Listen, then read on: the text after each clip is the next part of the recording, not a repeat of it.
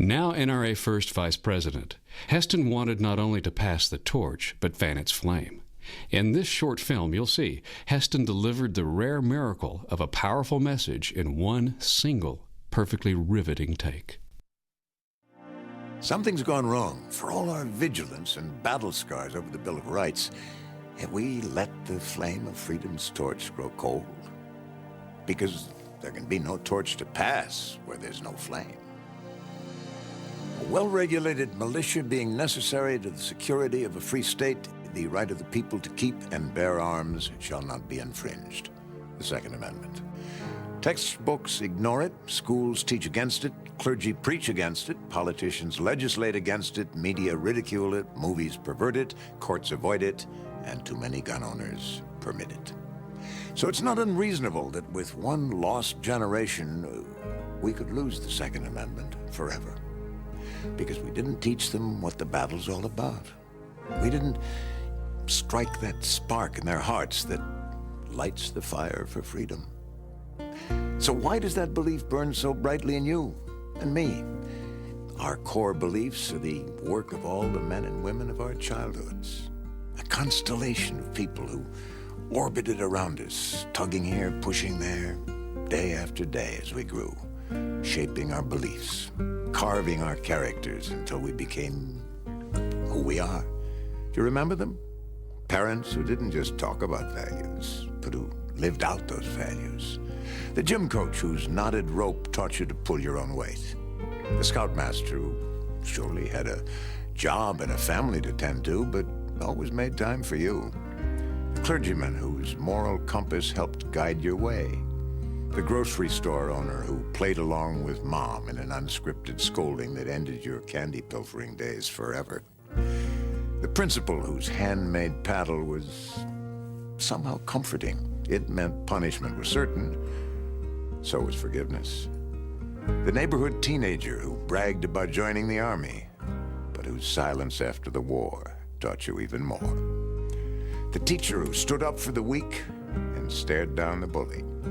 The neighborhood policeman who didn't just know the law, he knew everything you were thinking. That stranger you watched at the football game who, during the national anthem, unknowingly guided your hand over your heart. And that woman by him, her eyes fixed in the flag, who taught you patriotism isn't just for guys.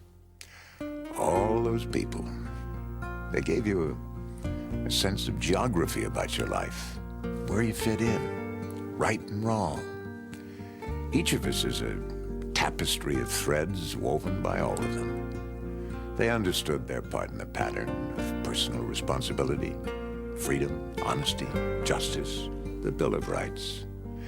That is the living torch they passed to us. Imagine if every kid had learned what we learned, that without a Second Amendment, by what means could a free people expect to protect freedom? We learned that. History proves it. Common sense confirms it, and any school kid can grasp it. Only people who are free to own firearms can remain free people. If every kid could just learn that a gun is a thing to be handled with care and respect, and yes, honor. Because beneath all the trappings of hobby and camaraderie and sport, a firearm is the fundamental symbol of our freedom. Because a firearm gives the most common of common men the most simple and supreme right to pursue life and liberty and happiness in accordance with and under the protection of the law. That's why the right of the people to keep and bear arms shall not be infringed. That is the passion we must ignite in those who follow. All of us who feel that surge of pride, who chill at the genuine glory of a free people able to protect their own freedom. So what are we doing about it?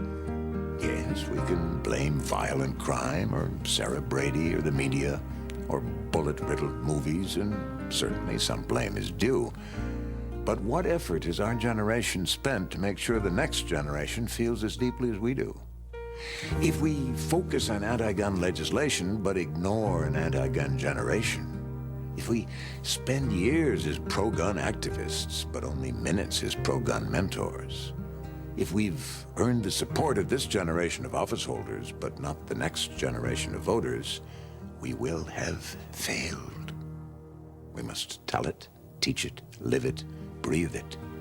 Every one of us born beneath this blessed American sky has rights nobody can take away, because no one gave them to us. They were ours from the beginning. Each of us has a birth certificate, but it didn't give us life. It just put on paper what everybody already knows. We are alive. In the same way, the Constitution didn't give us rights. It just put on paper what everybody already knows. We are free to say and write and think and work and worship as we choose. We're free to own a firearm, and that right shall not be infringed. If you consider yourself a freedom-loving patriot, you can't shirk your duty to teach America's young to understand the Second Amendment, to revere it, to embrace it, to defend it, and in their turn, to bequeath it. That's what we have to do. We, the teachers, the neighbors, the clergy, the uncles, the grocers, the legislators, the scoutmasters, the parents, the Americans. Only then can we pass the torch with that sacred flame that lights the American way.